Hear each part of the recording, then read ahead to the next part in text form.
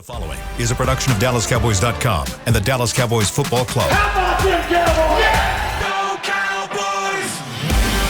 Cowboys! This is Girls Talk, Boys Talk, presented by Jigsaw Dating, preferred dating partner of the Dallas Cowboys, and broadcasting live from Dallas Cowboys World Headquarters at the Star. Now, your hosts, Christy Scales, Aisha Morrison, Nicole Hutchison, and Jess Navarez. Hello and happy Thursday, Cowboys Nation. You're watching Girls Talk, Boys Talk, presented by Jigsaw, the preferred dating partner of the Dallas Cowboys in the SWBC studio. I'm Nicole Hutchison alongside Aisha Morrison and Jess Navarez. Ladies, we got 2 days till game days. How y'all feeling? Y'all feeling good? Feeling good? It feels like a Friday today. Feels off. Yeah. Yeah, it does. It's a weird week. Yeah. Weird This is short a week. Saturday game. Yeah. Just feels a little weird, different. Yeah. I forgot that. I keep forgetting, like, on Saturdays, like last week, I'm chilling, Yeah. posted Like, oh, up. football's on. And I see people on Twitter, like, talking about football stuff. I said, oh, yeah, it is getting close to the end of the Yeah. season. Yeah. Yeah. Dang, 2 games left in the regular season. I want to y'all. throw up. I want to throw up. Oh my God, why you gotta be so dramatic? Because It's sad. It's sad. it Yeah. happened so fast. Yeah, it did. It did. It feels like I just got here. It It feels does. like you Feels did like I just just get got here. here. Yeah. That's crazy. Even Well, though actually, it feels like you've been here, if that makes Well, sense. yeah, that makes- Like, it feels like you've been wait, here I said that wrong. for, like, a longer amount of time. Yeah. If that makes sense. For sure. Because this whole season kind of blends together. Yeah. Like, I think you get past week 8 or 9, and then it all just, like, morphs together, and you don't know what day is what. You don't know what you're doing. You just know who the Cowboys are playing, what day, what time, and what to focus on for that week. I Yeah. legit feel like it was just training camp. I'm not exaggerating. Really? I feel like training camp feels like ages ago. No, when I think about training camp, I think it's because you physically went. I Yeah. think about when they were here in At the August. Star. Yeah. So it does feel like it's just hard to grasp. But I Yeah. guess we It got went by fast. Went by fast, y'all. Went by fast. You know what they say? You do what you love. It doesn't feel Doesn't like you're feel working. like work. That's That's fair. 100% right. Go ahead. Yeah. That's why it went by fast. Yes. All right. Well, it is week 17, Lord. See, see, my son, it all blends together. You never know what day it is. Yes. The Cowboys have the Lions this Saturday, but we gotta, of course, touch on this injury report. Just came out, fresh out the press. All right, that's fresh off the email. No Rico Dowdle, no Jonathan Hankins. We can obviously start with the offensive side, and then Tyron Smith questionable. Offensive side first, and then second and third segment we'll break down Cowboys offense versus Lions defense. But for now, no Rico. I'm not gonna lie. I'm a little disappointed, but I know that, like you guys were mentioning before, obviously, it's probably a good thing for future games as far as the playoffs are concerned as well. But I don't know, maybe it's a chance for maybe a little more, Deuce Vaughn, Hunter Lipke. Just not in short yardage situations, though. I was looking at Hunter's season stats. Two carries. I'm sorry, my bad. 6 carries, 19 yards, a touchdown, 3 catches, 18 yards. I think this is the time where you kind of have to get him going. Yes. This is the I time agree. where you need to get him going. And it was kind of disappointing not seeing Yes. Yeah. all in unison. Yes. No. But no, it was kind of disappointing after that fumble on the first drive, maybe late in the game, Tony Pollard in the red zone, and, the whole issue with him not going to the pylon. Maybe that was a situation to kind of give him that confidence back. Right. But I want to see him maybe, Tony Pollard and him kind of being that 1-2 punch in this game. I mean, why not, right? Yeah. Try something new. I also think, too, so my mind went to Malik Davis, and then I was like, oh, wait, he's out of elevations. That's why you're not going to see him in this game. But the thing about Deuce Vaughn and Hunter Lipke is Deuce Vaughn has been inactive for a good consecutive few weeks here. And so to see kind of what he's learned in those few weeks, kind of being at practice, and, just because these guys aren't active in games and just because they're not playing in games doesn't mean that they're not working their tails off here to try to get that opportunity. And I think a lot of people seem to forget that. So I'm excited to see kind of what he's taken these last few weeks and how he applies it. But But even more back to Hunter Lipke, I was really excited to see those special packages kind of starting to come back to the forefront from Mike McCarthy in this last game against the Dolphins. It was just, that fumble was very unfortunate because everybody was so quick to be like, oh, that's why you don't do it. No. Look, Hunter Lipke, what's so exciting about him is that he's still young. He has a lot to learn. He has a lot to bring. His size. Yeah, I can't wait to see him, how much bigger he gets in the offseason. Man, once he's in like football shape, as you say, it's going to be something really special to see. And so I'm excited to see, one, what Deuce has applied and learned these last few weeks of being inactive, how he's kind of come to his own. And then as for Hunter Lipke, I do want to see him build that confidence because I do think he could be a really special part of this offense. Having a fullback in can only be an advantage, especially if you want to talk about opening up the receiving game for your tight ends so they don't have to block so much. But I want to see more of both of them, so I'm excited. Yeah, for me, when you look at this Detroit defense and what they do well, they're very stout up the middle, stopping the run. They got a lot of size up there. But I do think that you can attack their edges. However, you will have to deal with their safeties and their corners coming up to tackle. They're very aggressive. So, to me, how you counter that is you use your running backs in the passing game, to me. So, I'm looking at when you talk about a Lipke, we saw him get a pass. It was a short pass. Yeah. But even Tony Pollard this week, to get him involved also in the passing game. And I think that's going to matter as well with just how downhill this defense decides to play, is to kind of get some misdirection going on and let these guys get the ball. Detroit can be susceptible in tackling at times. So yards after catch will be important this game again. Yeah, you talk about that pass. It was a catch for 8 yards. That's a extra little, slight receiving threat. And they've been setting it up too. And the reason why it was there is because he's blocking and he's slipping and he's kind of that extra option, especially when you play in defenses that play a lot of deep coverage. It'll allow you to have some of that in the flats. So now this defense plays a lot close to the line of scrimmage. So again, that's why I think you either got to get behind these guys or redirect them. You can use the running backs in that way. Don't know what to expect from Malik Davis. Just haven't gotten to see enough of him to really evaluate in that way for me. But getting to see some Deuce, if it happens, would be nice, especially since you said, Jess, we haven't seen him in a minute. Kind of want to get a gauge on what things may look like for him even next year at this point. So, yeah. Kind of moving to Tyron Smith, questionable. I mean, do y'all believe there's a chance that he could play? I mean, I'm certainly hoping so. But if not, is there confidence in Chuma? After last game. What I will say is reading the tea leaves. Sorry. I was asking a genuine question. Yeah, no. Reading the tea leaves, because he's listed as questionable and not doubtful, that gives me more hope than I had last week. More than anything else that Tyron will be available. As for Chuma, look, here's the thing.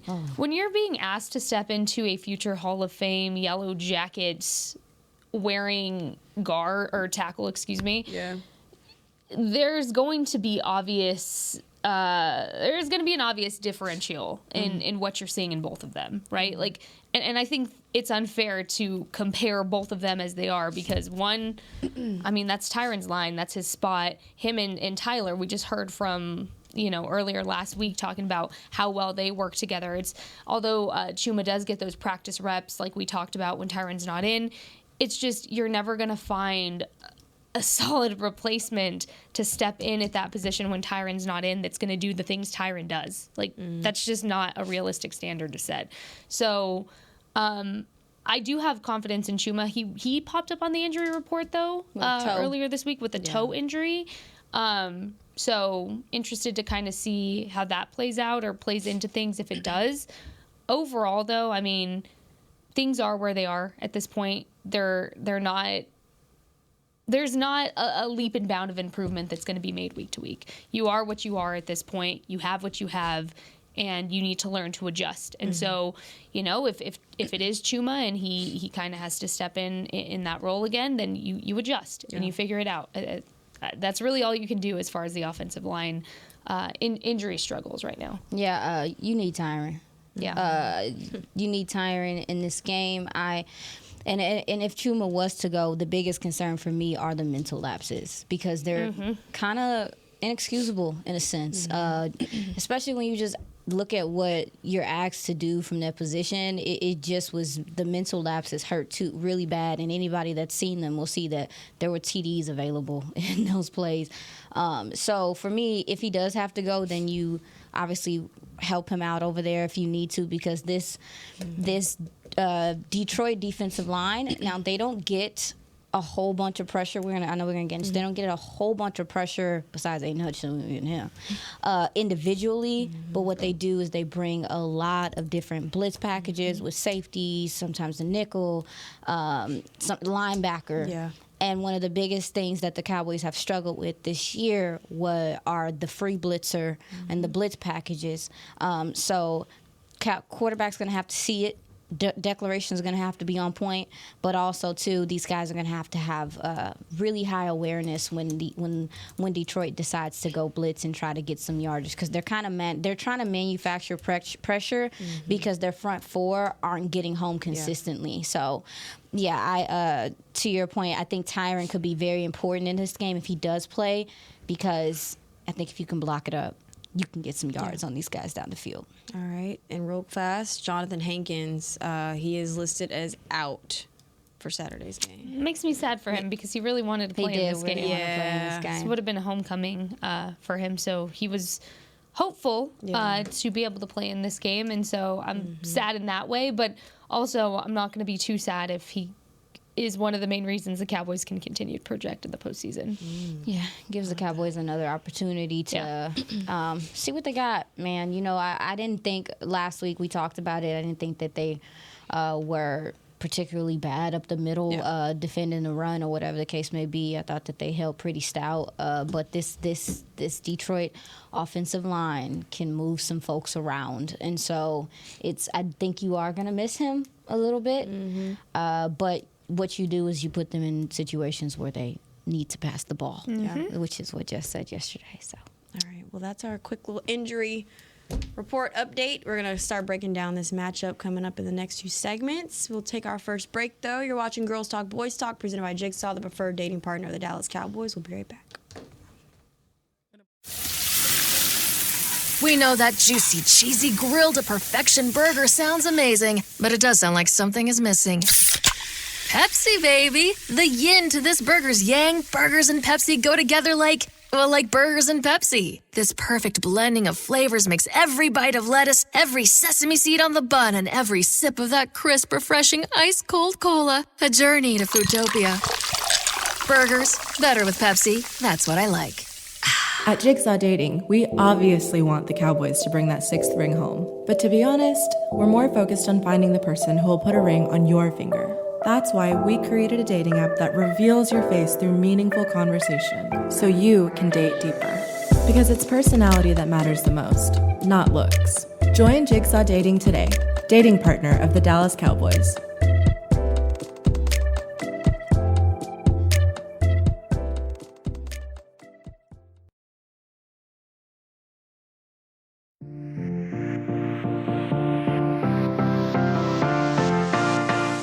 Lawrence is the Dallas Cowboys nominee for the 2023 Walter Payton NFL Man of the Year award presented by Nationwide. Help Tank raise funds for Dak Prescott's Faith Fight Finish Foundation by casting your vote on NFL.com/Man of the Year or tweet your support using hashtag WPMOY Challenge. Voting ends January 8th, so go vote for Tank. Go vote, y'all. go vote. Go vote right now. Even if you're driving, all these people on the tour out here, go vote for Tank. I want to see those tweets coming out. Can they hear driving you? Nada, you can't. They can hear you. Driving and voting. Oh, my goodness. They can hear us. Oh, they can hear us? Oh, Yeah. Okay. Well, All right, go vote for Tank, everybody. All right. Everyone in that tour, go vote for Tank. Go tweet. I better see those tweets coming out. She ain't no good. At all. Dang, I really didn't think they could hear us through that glass. No, they have. There's a speaker out here. Are you serious? Yeah. So when the tours pass by, they can hear us and our fantastic commentary outside. Hey, y'all. My bad. All right. They're already I was gone, trying to but yeah. look up how to say his name correctly. I think I'm failing. Yeah, I'm not even gonna lie. I'm just gonna say, I don't want to butcher it. But for now, we'll just talk about obviously this offense. Cowboys offense struggled the past two games, only putting together 3 offensive touchdowns between the Bills and the Miami game. very disappointing. Obviously, you want to see that improve on Saturday. I mean, when you talk about the explosiveness within this offense, they started to kind of reach that point before those 2 games, 5 games before that, and they were kind of reaching their peak. How much of that do you need to see, back on Saturday? Honestly? All of it. You need I'm not kidding. We talked about this yesterday. Mm-hmm. This is a must-win game for the Cowboys, and not just because it's a home game, keep that streak alive. I'm not talking about any of those narratives. I'm talking for the fact of if you lose 3 games back to back to back, going into the playoffs is not a good the timing. Look, if this were to have happened 5 weeks ago and the Cowboys lost 3 consecutive games, okay, you have time to rebuild, you have time to get that confidence back and kind of put it to bed. Not right before playoffs. The timing in which this is happening is alarming and it's concerning. And then it also gives you more tape for whoever you play in the playoffs to play off of, and no pun intended, but to play off of and continue to attack at that point. It's interesting because Dak talked about this yesterday, and Dak said, we're getting down the field. So essentially, my words, not his, but he would be more worried if they weren't driving down the field and getting to that point. And it's a fantastic point. However, you have to score, right? And that's kind of what we've been talking about all this time is you can have even at the beginning of the season, you can have your red zone struggles, but you have to score. You have to capitalize when you're right there on the goal line, especially. So it's not an issue of getting down the field. I think I'd be a little more concerned if that was the case. It's just you have to figure it out in the red zone again. Peel back the layers, figure it out, and you have to score. Yeah. Brandon Aubrey can only be butter for so long, and you can't continue to put that pressure on him right before playoffs. Yeah. You can't. No, I was watching the Vikings and Lions game earlier, some of the film that defensively for the Lions, and I noticed on the first play of the game, they allowed a 33-yard gain. They tend to allow quite a few big plays. Is this an opportunity for this Cowboys team to kind of take advantage of that? Oh, yeah, man. When you look at this team, like I said, they're manufacturing pressure with different guys, bringing blitzes and stuff like that. But if your offensive line can hold up, you should have time to attack this secondary. And I believe that this secondary is held up by their safeties. You get some strong play from Ifatu. Is his name. Okay, there we go. Ifatu is one of their safeties. Kirby Joseph, they're just feisty, and they all have ball skills. But when you look at the corner position, they have taken some hits there. They've been trying to figure out some things back there for the secondary because they've had some health issues. But Brian Branch is a player, and all these guys are young and they're fiery, but this aggressiveness that they play with can make them undisciplined sometimes, to your point. And they can get peaky, they can be looking in the backfield, they can be trying to jump routes and things of that nature.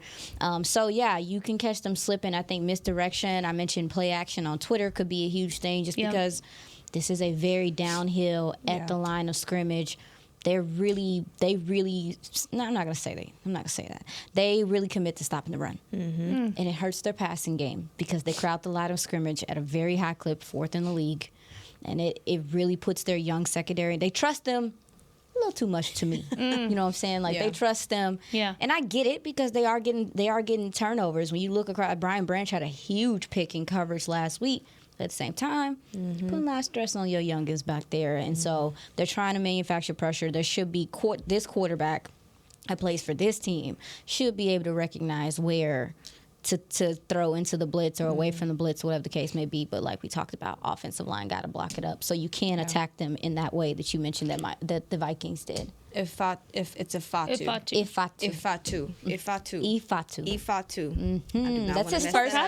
his first name. I couldn't say his last name. Melifanu. But I'd rather call him by his... they call him Iffy. Okay. Then we're gonna stick with Iffy. He was NFC Defensive Player of the Week this week. He's only had 3 starts versus the Vikings, 5 tackles, 2 sacks, 2 passes defended. 3 sacks, 1 interception so far, and a 66.8 passer rating. Keeping my ears low to the ground. They're surprised. Really? Very much so, because if you look at him early in the season, he had to step up due to injury. And he was getting torched. And so he has bounced back in a way. I think a lot of that has to do with Nick Mullins and the Vikings kind of reeling. But I do think you can still attack these guys. If I was going to pick on somebody, though, sis, it would be number one, Cameron Sutton for them. Like I said, he can get peaky. And he's also listed as questionable this week. Tater tots. Well, yeah, he's given up 629 yards on the outside. He is toe injury. Yeah, well, sis. He did not participate today. Barnacle. And he just popped up today on the injury report. Have mercy. Sorry. You said his name and I was like, oh wait. Yeah, they're asking a lot of him, and he can. And it's crazy because, like I said, if you listen around, he's their best corner. Yeah. Excuse me. So again, this offensive line, if they can block it up, I think there will be opportunity there. Now with Brian Branch, he's exactly what I thought he's going to be coming out of college. He's feisty. They use him as safety, linebacker. He plays in the box. He's good in coverage, but he also too.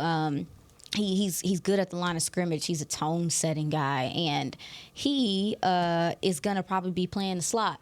Oh, and so where we saw CeeDee Lamb cook from the slot, I'm not sure if they're going to elect to do that or they can use him as a decoy. Yeah. And because this young, undisciplined defense, like we talked about, can get caught looking at a CD or somebody like that, and then you have a Brandon Cooks or Ferg or Michael Gallup should have opportunities there in the field though. But this defense is feisty, but they're struggling through some injuries and they will make some mistakes. I also was watching their game against the Vikings, and what I noticed the most is they gave up 11 passing plays with over 20 yards in one game. Girl, that's a lot. You said 11? And 11 passing plays of over 20 yards.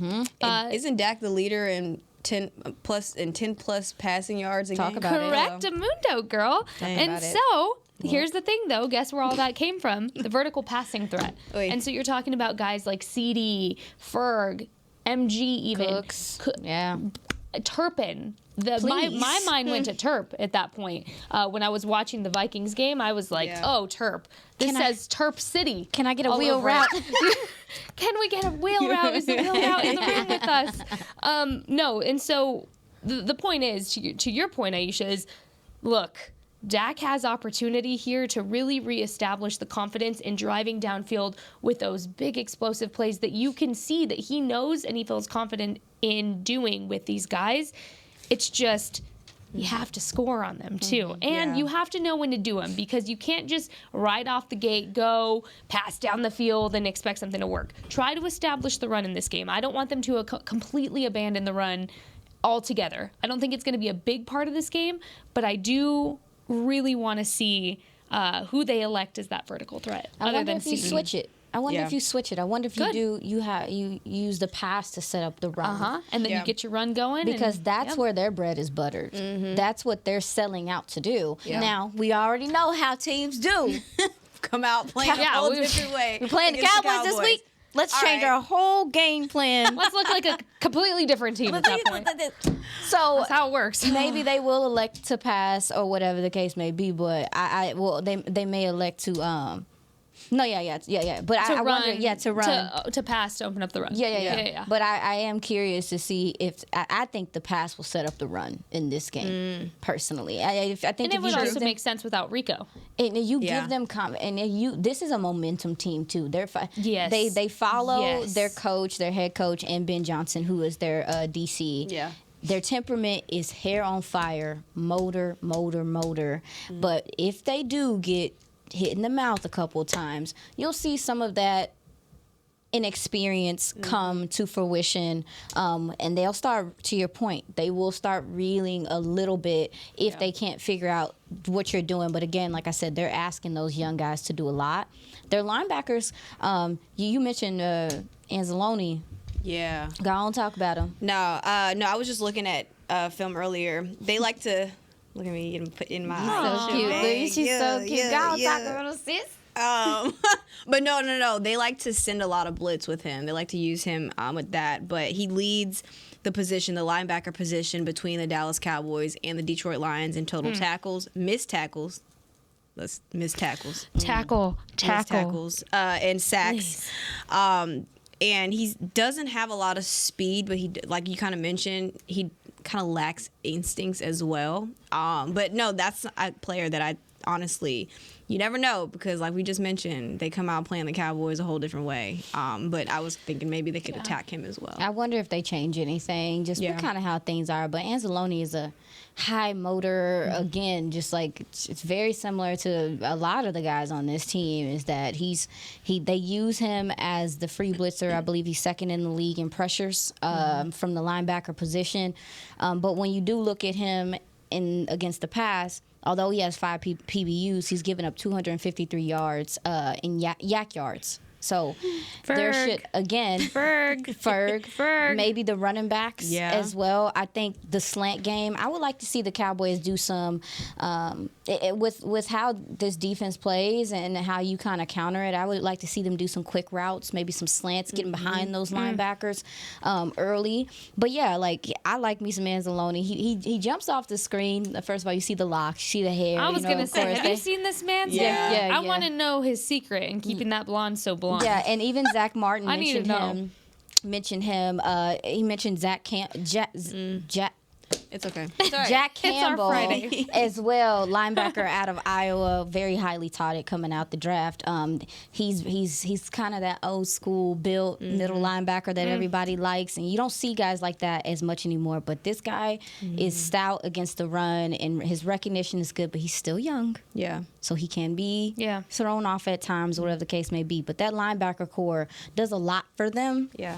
And it allows them to be a little bit more free. But Anzalone, back to the original discussion about the offensive line, Jess, and him blitzing from the edge or up the B gap, it could be a problem if these guys don't pick it up in time and if their communication isn't good in this game. Kind of want to go back to where you said the pass is going to set up the run. Well, they allow the third fewest amount of yards on the ground in the NFL, but they also allow the 7th most rushing touchdowns this year in the NFL. This could be a chance for maybe in the red zone. Yeah, well, this is where Tony Pollard comes in clutch in the red zone. And look. Go ahead, Jesse. Jess. Yeehaw. To counter that, it makes sense, though. It makes sense, though, because they've only given up, they run zone at a high clip, 67%, a lot of single one.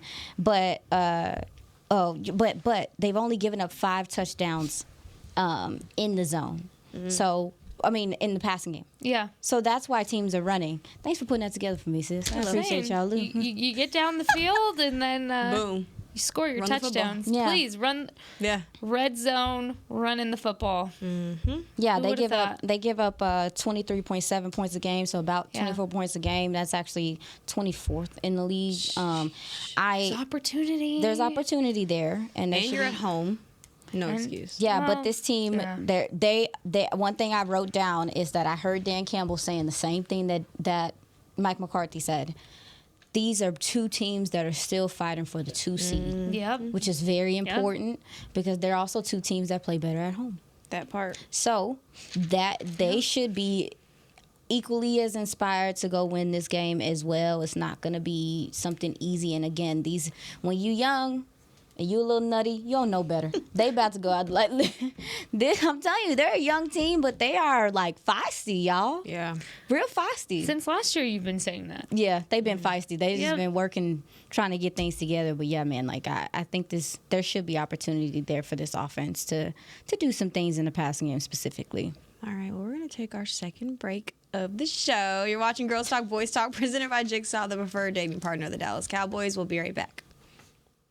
At Jigsaw Dating, we obviously want the Cowboys to bring that 6th ring home. But to be honest, we're more focused on finding the person who will put a ring on your finger. That's why we created a dating app that reveals your face through meaningful conversation, so you can date deeper.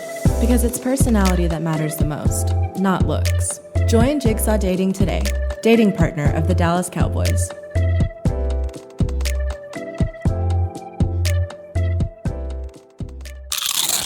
You know that sound anywhere. It's the crisp crunch of that first nacho chip. With its perfect cheese to sour cream ratio sitting atop a layer of delicious beans, it's a sip away from perfection. That's what we're looking for. Add a delicious, refreshing Pepsi, and we've achieved absolute nacho nirvana. Because while you can pile those nachos high with every spicy, cheesy, savory topping, there's no topping a cool Pepsi finish. Nachos, better with Pepsi. That's what I like.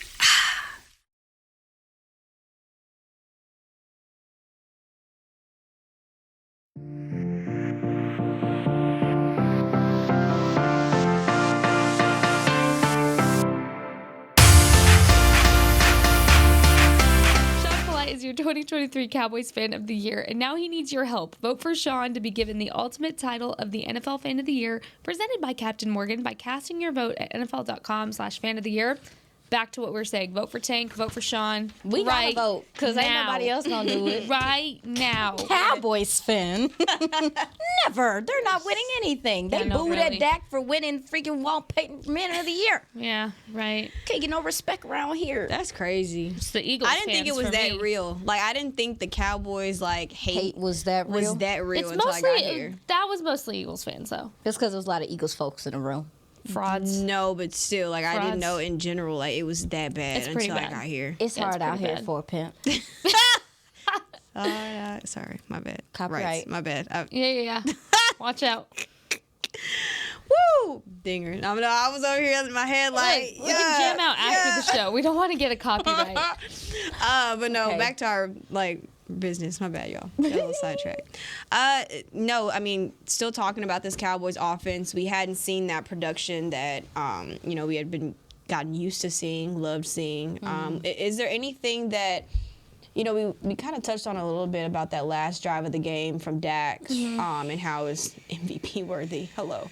Absolutely. But how much of that do we need to see from the first to the fourth quarter? Because all this second and third quarters of not scoring any points is unacceptable. Nick Harris has brought that up all Yeah. year, the third quarter. Yeah. Go ahead, baby. It's their kryptonite. And I think if you can overcome that and you can consistently score. Look, I'm not saying the Cowboys need to come out of the bat, first quarter, score 3 touchdowns. Would it be great? Yes, it would. It would be fantastic. And you don't need to do that quarter to quarter to quarter, but you do need to consistently put 7 on the board every quarter of the game. And that third quarter, and that also goes back to, I think, kind of distributing the ball a little bit better with the play calling. And I don't know why that became an issue, but even CD talking about not getting the ball in the second and third quarter, it was real weird, man. Yeah. It was real weird, and I get you have to adjust to what the matchup is. And But you got to adjust to the adjustments. Exactly. Yes, you have to ma'am. continue to adjust. It's not one adjustment that goes on and then you stop.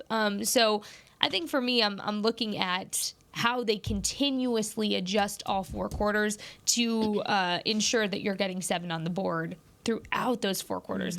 Look, you have Brandon Aubrey. You can use him if you need to, but I don't want to see Brandon Aubrey in this game unless it's for an extra point. That's it. Baby, I That's don't want to it. see Brian angry either. I don't- His tail Keep down me. somewhere. Keep him out. Brian, we appreciate We you love and you, your Brian, efforts, but please sit down. Okay, and he was, and listen, we talked about it last game. They were, the punters made their money last week. They did. They were fantastic in the punting game. So I'm not saying we don't need you and just don't want to see you a whole bunch. But anyway, even so, we talked about special teams and quiet as kept. Yeah. They affected the game a lot. Yeah. So I'm looking at also, too, starting field position. It was rough last week, and it made a huge difference, especially, again, in those after the half. You come out, you start on your 2, baby. Listen. Yeah. That don't help nobody, especially when you playing a team that blitzes and changes up and disguises who they're bringing and things like that. I can't stress it enough.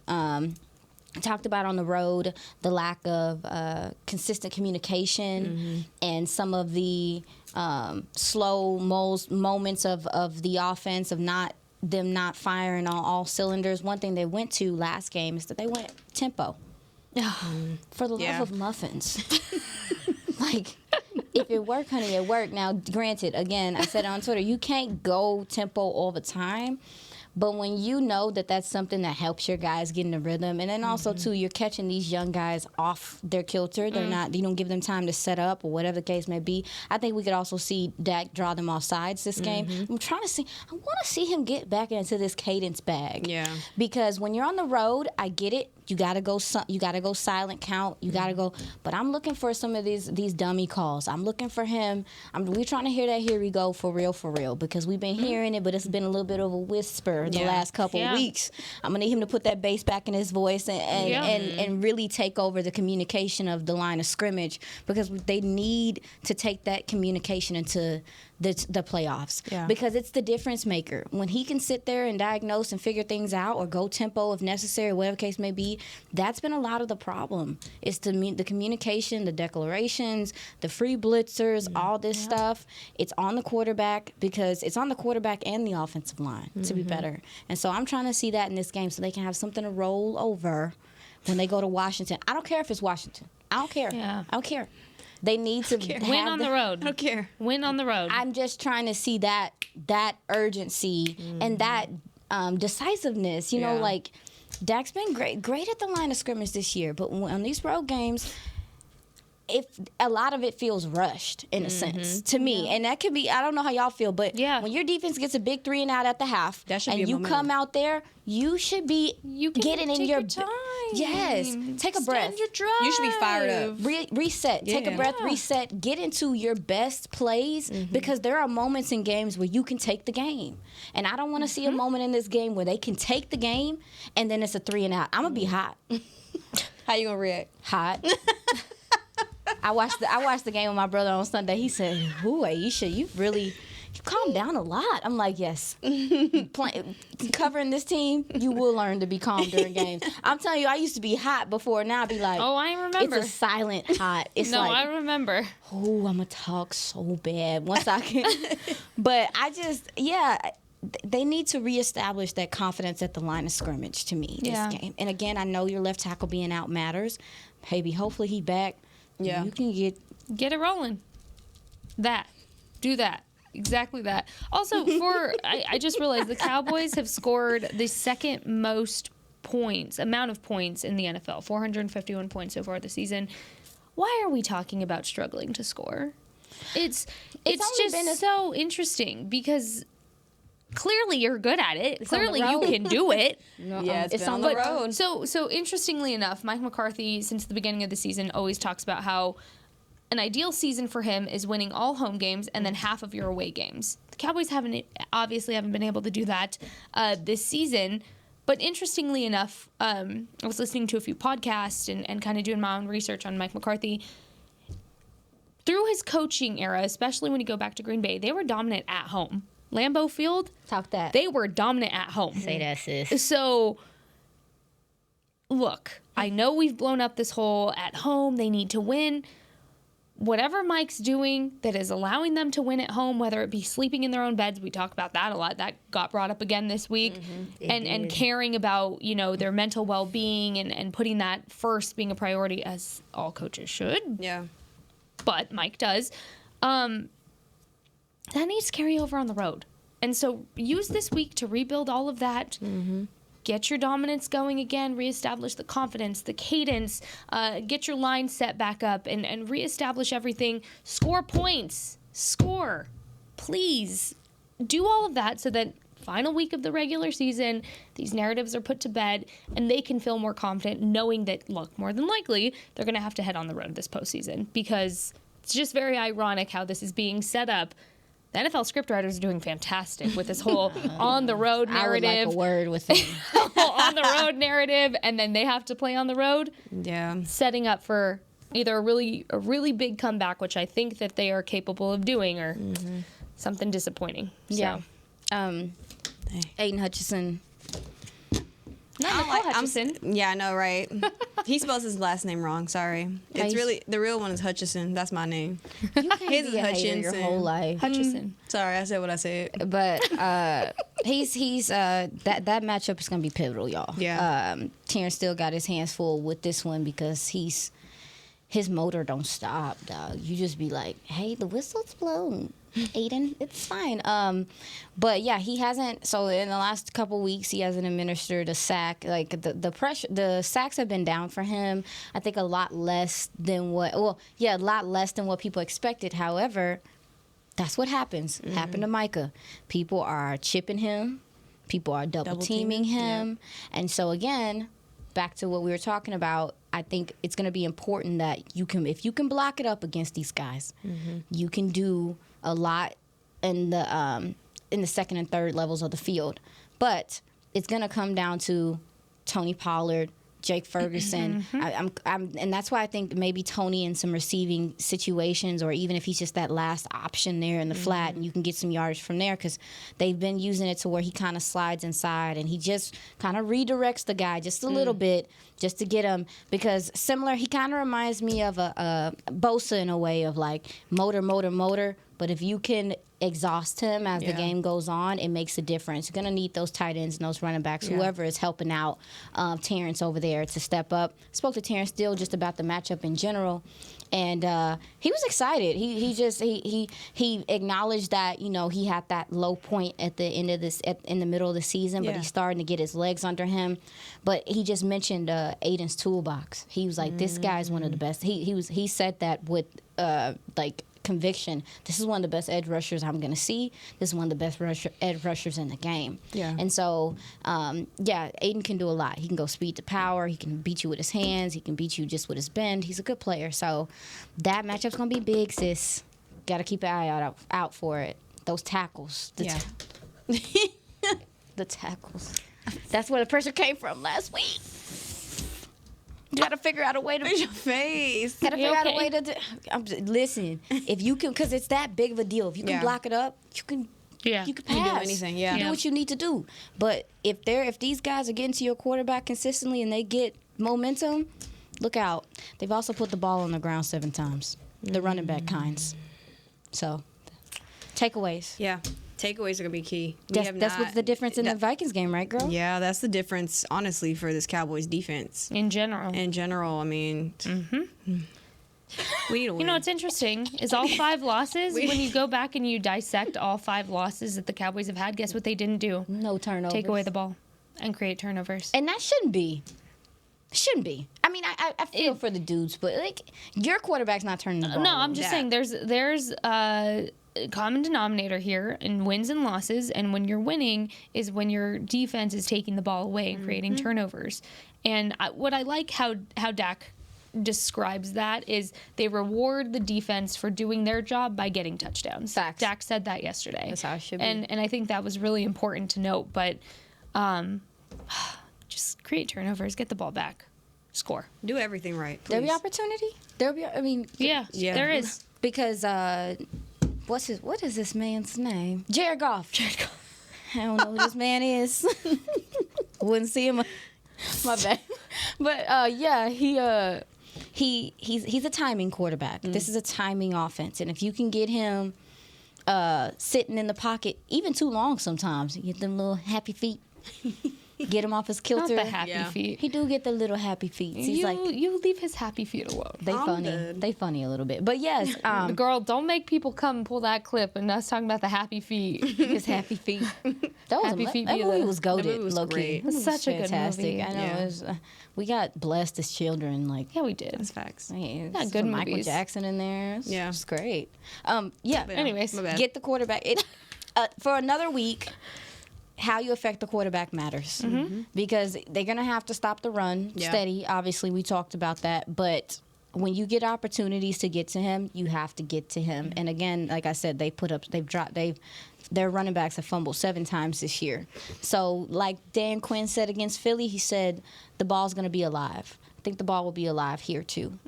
So maybe we get some strip sacks or some, forced fumbles. All right, y'all. Quick score prediction, y'all. Oh, y'all. Jazzy, what did I tell you? You forgot that fast, boo. Yeah, I did. Jazzy, what did I tell you? I'm looking it up. Oh, she's looking it up. She said 34-28. 34-28 Cowboys. Okay. I'm going 33-24 Cowboys. I know I picked again. I know you picked. Maybe whoever you pick is the winner. The winner? No, I'm not that because lucky. you connected to your grandma. I'm gonna go. My grandma did pray last week. Tell her to double pray.